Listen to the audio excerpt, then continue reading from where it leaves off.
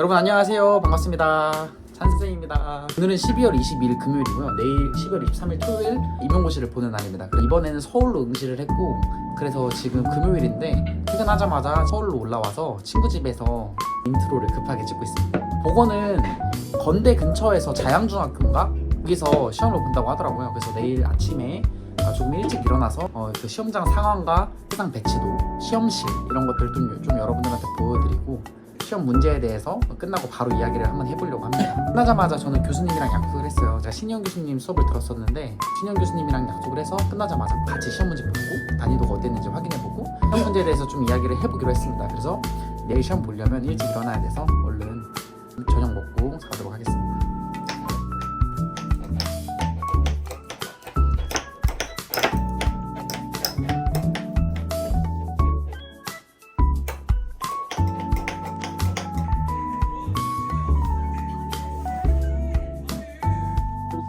지금 현재 시간은 7시고요.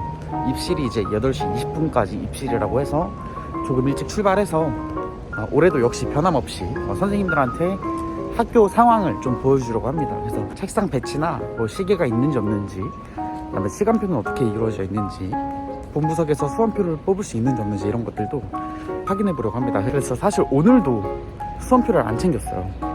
근데 조금 이거 쫄리는 거 아세요? 제가 맨날 수험표를 안 챙겨서 가는데 본부석에서 안 뽑아주면 어떡하지? 이런 생각을 좀 하긴 합니다. 근데 본부석에는 다 컬러 프린트까지 준비해서 뽑아주게 돼 있어요. 네. 어제 이제 아는 형이랑 전화를 했는데, 그 형도 교사인데 그 형네 학교가 이제 임용고시 학교로 선정이 돼서 어제 막 다 준비를 했다고 하더라고요. 본부석으로 배치가 났다고 하는데 수험표를 출력할 수 있게 컬러 프린트랑 다 갖다 놨다고 하더라고요. 그래서 이거는 매년 뽑아주는구나. 그렇다고 가져가지 말라는 건 아닙니다. 꼭 본인이 잘 챙기시고, 만약에 놓고 왔다 그런 경우에만 이용하셨으면 좋겠습니다. 본인이 챙기는 게 1번이니까.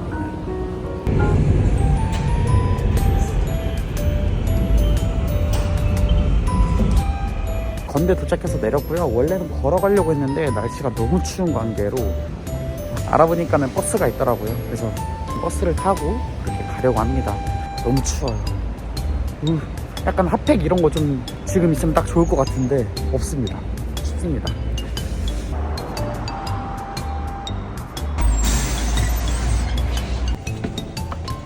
환승입니다.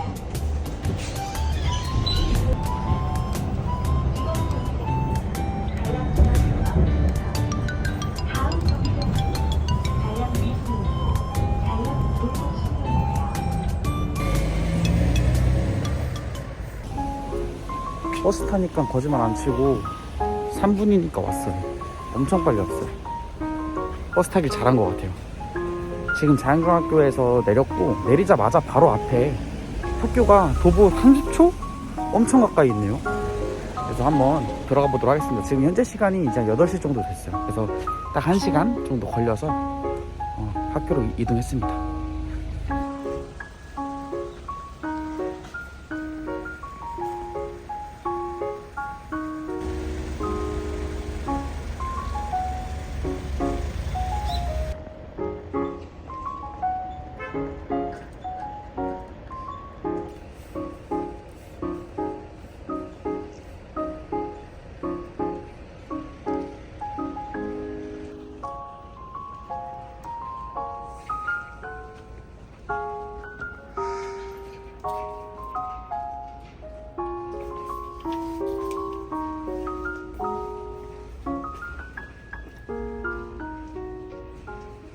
저 수험표가 없어가지고 본부석에 가서 바로 수험표부터 출력하려고 합니다.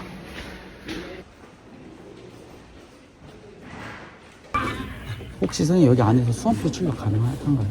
수험표 출력이요? 네. 수험표는 행정실로 가서 행정실이요? 수험표 출력이요. 아, 네네. 혹시 행정실이 행정실이요? 1층에 1층에 있나요? 1층이요. 1층? 아, 감사합니다. 희한한 게 여기는 이제 본부석에서 출력을 안 해주고 1층 행정실에서 출력을 해준다고 하더라고요. 그래서 행정실로 가고 있습니다. 행정실로. 수험표 출력하려고 왔거든요. 수험표 출력한대요. 네. 네. 어디요? 아, 저쪽. 뭐 바뀐 거야?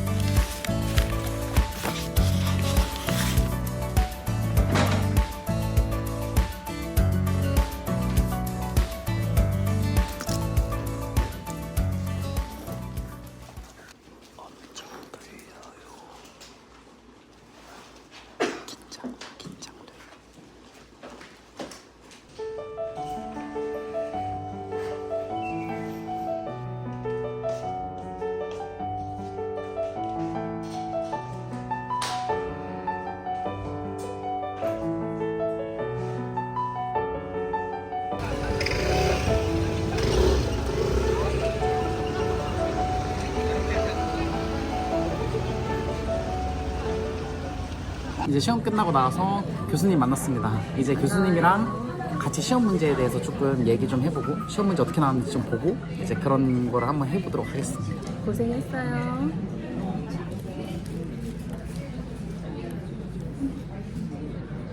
됐다. 보건 전공 A가 뭐 나왔는지 한번 확인해보시고 난이도가 어떤 거 같은지 한번 봐보세요. 이게 뭐야? 세천년 공간 개발국 이게 나왔더라고요. 이건 이제 보건 9차 순회인 회의에서 세천년 개발 목표를 제시한 내용이죠. 근데 이런 걸 어떻게 맞추겠냐? 세부적이군요. 아니 카시트 이게 나왔다니까요. 몇 살까지 카시트를 해야 되느냐. 모르는 문제가 너무 많았어요. 저 몰라서 그냥 막 썼어요. 학교보건법에 이게 다 나와 있을 텐데 날짜가 기억이 안 나가지고. 덴버 나왔어요. 덴버. 연령 범위 나왔네. 기억 안 나가지고 그것도 봤어요. 계산하는 거 나오고. 저는 개인적으로 체감도는 어려웠겠다. B가 더 어려웠어요. 저는 하도 옛날에 공부했던 거라 기억이 안 나요. 이게 왜 매치야?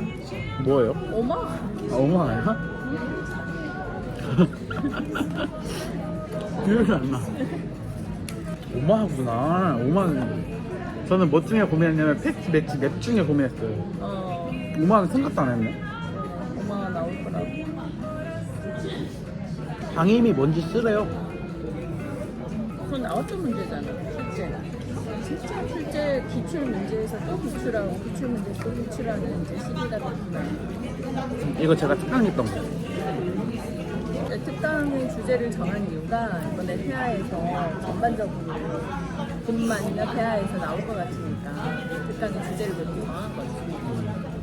근데 범위가 넓다 보니까 이제 전체적으로 한번 흐름을 알고 간단하게 나왔을 때 명확하게 정의를 할 수 있어요. 용어 자체가 익숙하지 않은 용어들이 많아서 묻는 말이 뭔지를 이해하지 못해가지고 어렵게 느껴질 수 있는 출제 문제는 기출 문제에서 주로 출제가 되기 때문에 어렵진 않은데 문제가 어려워서 답을 유추하기가 어려워요. 일단 저는 너무 어려웠어요. 작년보다 훨씬 어려웠다라고 저는 느꼈고. 이제 앞으로 이렇게 출제가 나오지 미래한테 전별이 확실히 생기니까 공부 열심히 해야지. 너무 지금까지 그 졸업반 4학년 위주로 출제를 많이 했거든요. 변별력이 없었다라고 이해도를 보고 그리고 출제를 한 거니까 공부를 많이 한 사람들이 유리하게 근데 저는 그래서 이게 아마 전공 커트는 좀 낮아지지 않을까. 많이 밀어넣었지.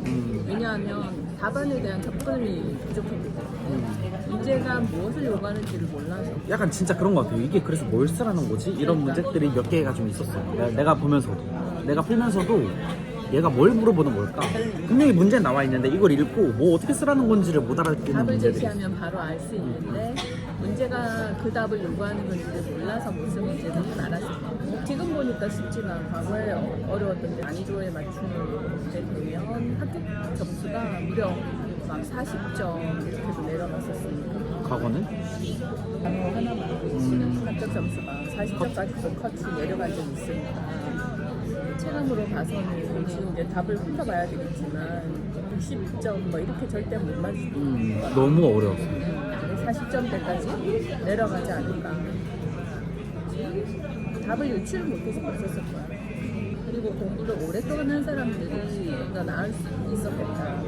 초수들은 굉장히 어려웠을 것 같고 근데 교육학은 이제 초수들한테 조금 더 유리했을 것 같고 그래서 전공에서 점수를 못 따면 교육학에서라도 따야 되는데 아무튼 장수생들한테 유리한 건 전공이었고 초수생들한테 유리한 건 교육학이었다라는 생각이 좀 있고 그래서 저는 되게 생소했고 좀 어려웠어요. 느끼기에. 또 대체적으로 이렇게 어느 부분이 출제가 될 거다라고 하는 그 가이드라인은 잡아준 대로 출제가 되기는 했는데 원래 그 컬을 찍는 게 기출 문제인데 그래서 다시 또 출제가 됐습니다.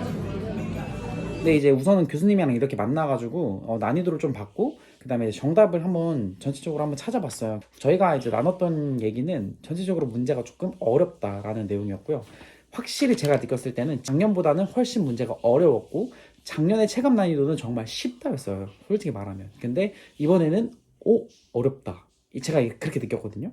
저는 이렇게 강의를 하는 사람인데도 불구하고 문제가 어렵다라고 느꼈고요.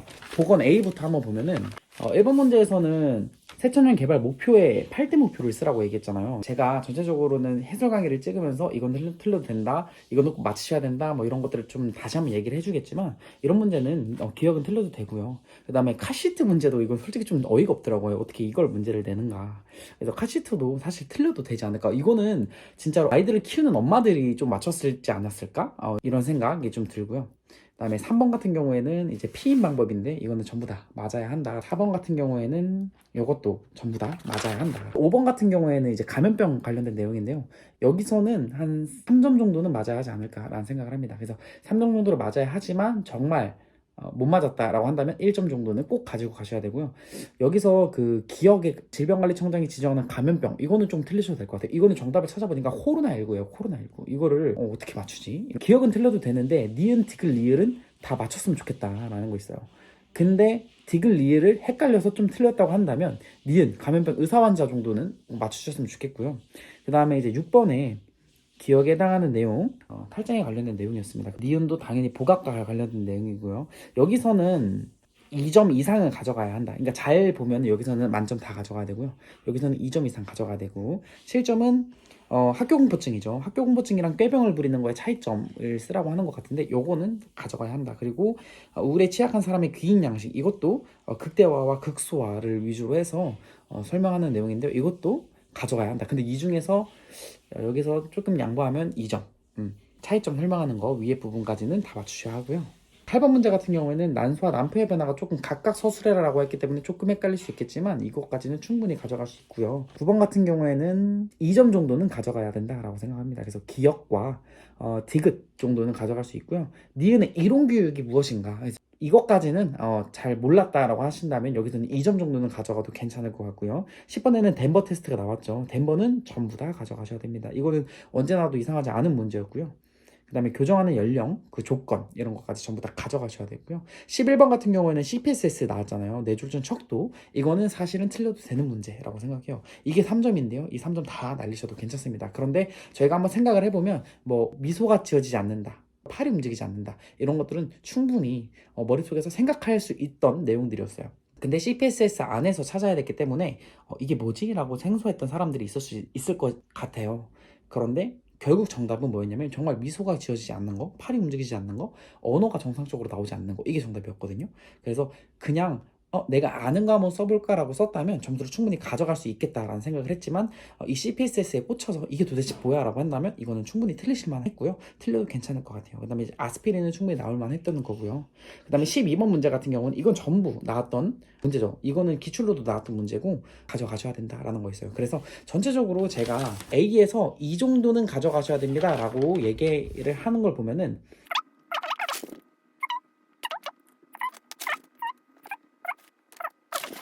적어도 A에서는 26점 이상은 받으셔야 되지 않을까라는 생각합니다. 40점 만점 중에 26점 정도는 가져가셔야 되고요. 그 다음에 여기서 조금 잘 봤다 그러면 한 30 몇 점도 가져갈 수는 있을 것 같아요. 일단은 26점 정도라고 생각을 하시면 될 것 같습니다. 그래서 B형 기도록 하겠습니다. B형은 제가 솔직히 말해서 A형보다 조금 더 어렵게 느껴졌어요. 저는 개인적으로 주관적인 차이가 있겠지만 저는 A형보다는 B형이 훨씬 더 어렵게 느껴졌고, B형에서도 몇 점 정도는 가져가야 되는지 한번 간단하게 살펴보면 1번에 있는 그 시력에 관련된 문제는 전부 다 2점 다 가져가셔야 된다라는 거 있고요. 그 다음에 2번에 수막염 증상 이것도 전부 다 가져가셔야 된다라는 거 있어요. 여기서 단답형 같은 경우 1번, 2번은 전부 다 가져가셔야 되고, 그 다음에 3번에 이제 평균 발생률에 대한 정의를 좀 알고 있으면 이것에 대한 목적도 그 정의랑 조금 엮어서 쓸 수 있다라는 거 있어요. 그래서 목적까지 가져가시고 그 다음에 이제 니은, 지역사회 간호 진단 분류 체계, 리프, 우선순위 성장 기준 이런 것들은 전부 다 지역사회에서 초반에 다루는 내용들이기 때문에 이거 전부 다 지금 1, 2, 3점은 다 가져가셔야 된다라는 거 있어요. 그래서 8점까지는 가져가셔야 되고요. 그 다음에 4번 문제에서 기억은 체계적 분간법이죠. 가져가셔야 되고, 그 다음 니은, 디귿 이런 것들은 조금 틀리셔도 괜찮다라는 거 있어요. 그래서 4번 문제에서는 1점 정도 가져가셔도 괜찮을 것 같습니다. 그리고 5번에서는 기초체온을 측정하는 방법, 저희가 그 프로게스테론에 의해서 배란일 때는 그 기초체온이 조금 상승한다. 근데 기초체온이 상승하는데 0.2에서 0.3도 정도의 굉장히 미세한 정도의 온도 차이가 있기 때문에 얘를 어떻게 하면 정확히 측정할 수 있을까에 대한 공부도 하셨어야 돼요. 그래서 얘는 아침에 일어나자마자 그 화치체온기로 설화로 측정을 한다라는 내용이 있어요. 그런 내용이 들어가셨으면 괜찮습니다. 그래서 기초체온을 측정하는 방법, 이것도 제가 봤을 때는 가져가야 되고요. 브로모크립틴도 가져가셔야 돼요. 디귿과 리을을 조금 생소할 수 있어요. 그래서 우리가 그냥 머릿속으로 생각을 해보면 그냥 비벼쓸 수는 있겠다. 근데 이거는 조금 생소한 사람들은 아예 틀렸을 수도 있겠다라고 해서 여기서는 디귿과 리을을 틀리셔도 괜찮을 것 같고, 대신 1번과 니은은 꼭 가져가셔야 된다는 거 있어요. 6번에는 이제 기억에 대한 명칭, 이것도 그 교수님이 되게 아동에서 그 대사 이상 질환으로 많이 하셨던 것 같아요. 그래서 기억에서는 선천성 대사 이상 검사, 이게 이제 정답일 것 같아요. 그래서 이 정도는 가져가셔야 되지 않을까. 그리고 선천적인 갑상선기능 저하증에 대한 호르몬 T3, T4 얘기하는 거죠. 그래서 이것도 가져가셔야 된다. 그리고 약은 뭘 먹어야 됩니까? 신시로이드를 먹어야 되겠죠. 그래서 근데 언제까지 먹어야 됩니까? 그걸 모르겠어요. 자, 그러면 여기서는 3점은 가져가셔야 된다. 양보해서 6번에서는 2점 정도 가져가셔야 되고요. 7번에서는 이제 방임이 무엇인지 써라라고 얘기했어요. 이거는 아동 학대와 관련해서는 계속 문제가 나오고 있어요. 그래서 이거는 방임이 무엇인지는 충분히 쓸 수 있어야 되고, 니은 이거는 이제 신고 의무자죠. 신고 의무자까지는 쓸 수 있어야 되고요. 응급으로 어떤 조치를 진행되는가, 이거는 법령에 관한 거기 때문에 이건 틀리셔도 괜찮다라는 거 있어요. 그래서 여기서도 2점은 가져가셔야 되고요. 그 다음에 이제 8번인데 8번은 양수지수랑 그 다음 NST 나왔어요. 이거는 제가 특강 때 여러분들에게 다뤄줬던 내용입니다. 그래서 딱 내용을 보고 특강에서 했던 건데 라고 생각하시고 전부 다 가져가셔야 된다. 그래서 제가 특강을 했을 때는 NST나 생물학적 검사는 20분과 30분 이렇게 관찰을 한다. 그 두 가지가 다르다. 그리고 꼭 여러분들이 그걸 비교하시고 외우셔야 된다라고 얘기했는데 여기 딱 나왔더라고요. 그래서 여기서 뭐 자간전증이 왜 양수 가수증과 연관이 있는지를 모르겠다면 양수 지수가 몇인지 정도는 알아야 되고, NST를 하는 목적은 알아셔야 되고, 반응, 정상 기준 제가 꼭 외우라고 하셨죠. 여기서는 3점은 꼭 가져가셔야 된다라는 내용이 있어요. 9번은 이제 기초간호과학에서 나오는 내용, 이제 대사선 산증이네, 알칼리증이네, 탈수, 그다음에 나트륨 칼륨 펌프 이런 것들이 있는데, 나트륨 칼륨 펌프는 생소하실 수도 있어요. 생리학에서는 나트륨 칼륨 펌프가 굉장히 기본이긴 한데 이런 것들을 간호학에서는 굳이 다루지 않기 때문에 조금 생소하실 수도 있겠다. 그러나 제가 성인 약물 특강에서 나트륨 칼륨 펌프에 대한 얘기를 몇 번을 했어요. 그래서 그런 것들을 잘 기억하셨더라면 나트륨 칼륨 펌프까지도 가져갈 수 있겠지만 그런 부분을 공부하지 않으셨다면 이거는 니은은 좀 틀리셔도 괜찮다라는 거 있고요.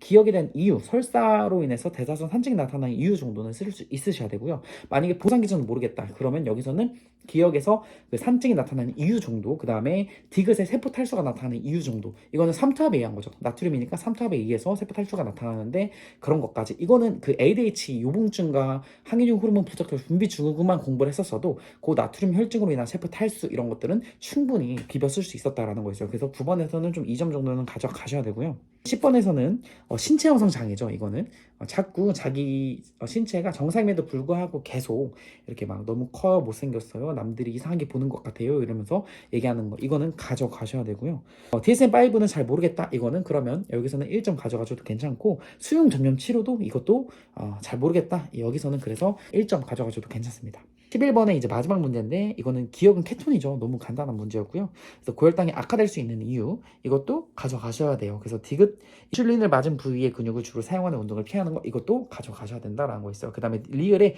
허니문 기간, 이거는 틀리셔도 괜찮다. 그래서 여기서는 3점. 그런데 케톤과 자꾸 관련해서 고혈당이 악화될 수 있다라는 그 니은에 자꾸 신경을 쓰다가 니은을 잘 모르겠다라고 해서 니은을 좀 못 썼다라고 한다면 이거 조금 양보해서 기억과 디귿 정도는 가져가셔야 된다. 그래서 여기서는 2점 정도 가져가셔야 된다라고 있어요. 그래서 B형에서는 우리가 몇 점 정도 가져가셔야 되냐면 2, 4, 5, 6, 7, 8, 9, 10, 11, 12, 13, 14, 15, 16, 17, 18, 19, 20, 21, 22, 23, 24, 우리가 40점 만점 중에 24에서 25점 정도는 가져가셔야 된다라는 내용이 있습니다. 그래서 A랑 B를 합쳐봤을 때 A형에서는 26점, B형에서는 24점. 그래서 두 개 합쳐서 전공이 80점 만점 중에 50점만 가져가셔도 괜찮은 점수일 것 같아요. 이번에는 문제가 조금 어렵고 좀 생소한 내용들이 좀 있었기 때문에 한 전공에서는 50점 정도는 맞아야 되지 않을까. 자, 그 다음에 이제 교육학인데요. 교육학은요 사실 굉장히 쉬웠어요. 제가 생각했을 때는 난이도가 굉장히 쉬웠다. 오히려 이건 중하도 아니고 저는 하였다고 생각하거든요.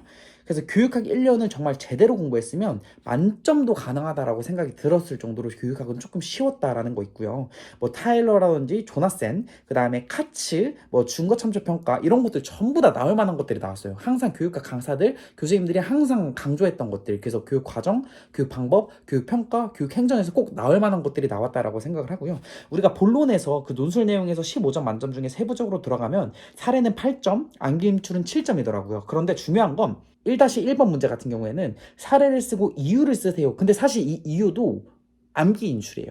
2번 문제 같은 경우에는 모델링 외에 사례 2개를 쓰세요. 근데 이것도 뭐예요? 사실은 암기 인출이에요. 우리가 사례를 쓰세요라고 얘기는 하지만 사례를 빙자한 암기 인출의 내용이었다라는 거 있고요.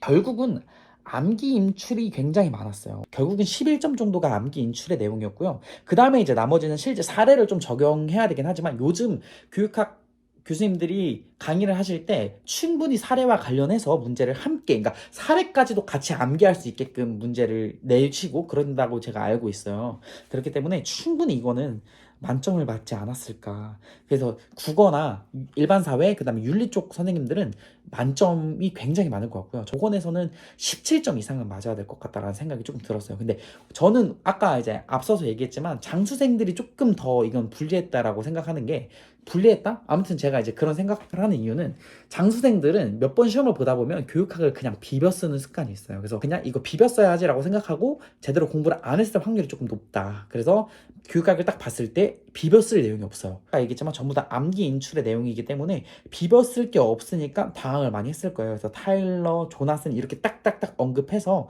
뭐 중거 참조 평가의 설정 방법을 쓰세요. 가정이 몇 가지인지 쓰세요.